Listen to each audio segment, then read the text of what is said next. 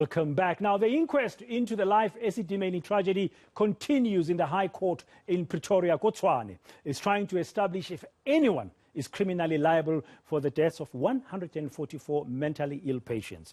They had been moved from a private healthcare facility to ill-equipped and unregistered NGOs in different parts of Gauteng.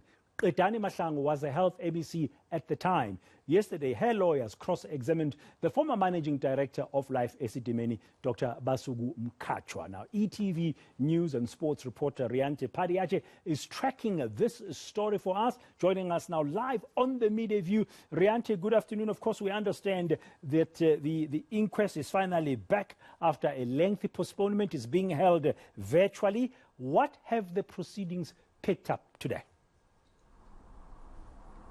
Well, Bradan, it's picked up again with the cross-examination of the second witness, as you mentioned, Dr. Mkhatshwa. He's the former managing director of Life Esidimeni. Now, he first testified last month when the inquest originally got underway, and some really alarming, facts or, alleged happenings came out of his testimony. And what we heard was that during his tenure as managing director, he tried to intervene at many different points when once the Gauteng Health Department back in 2015 had made a decision that they were going to terminate their contract with Life Esidimeni facilities. Now, these Life Esidimeni facilities were carrying out a really crucial service. They were providing very specialized care to mental health patients here in the province. And we know a lot of the controversy and the tragedy that unfolded thereafter came about because the Gauteng Health Department decided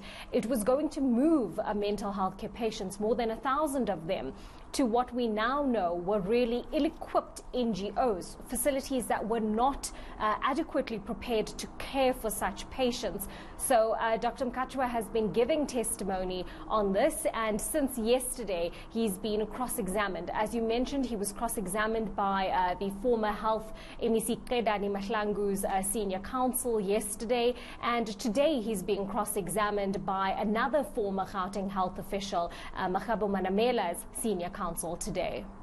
Okay, and what key evidence have we had so far, Rianté?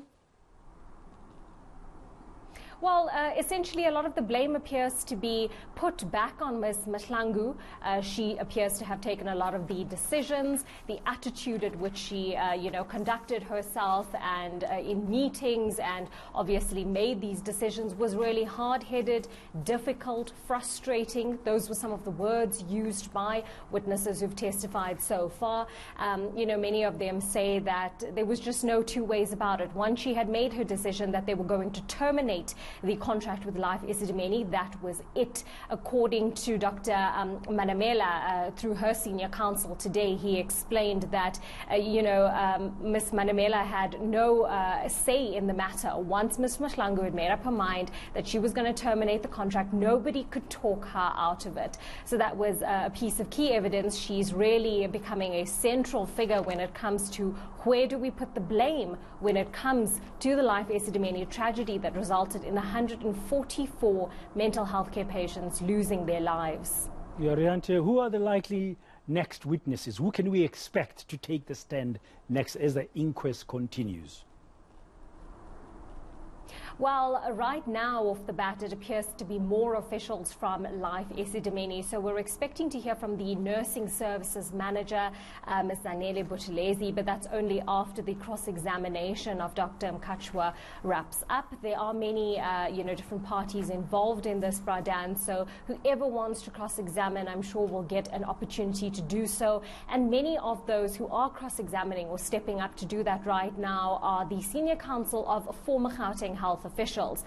Dr. Barney Selabana could possibly also testify. Obviously, everybody wants to hear from Ms. Mahlangu, Dr. Manamela. So it's possible that many Gauteng health officials will also be testifying as they have to be represented. They are part of proceedings as they are possible key implicated people. ET reporter there, Rianté Padayachee, thank you very much for that update on the latest coming out of the Life Esidimeni inquest. Now, this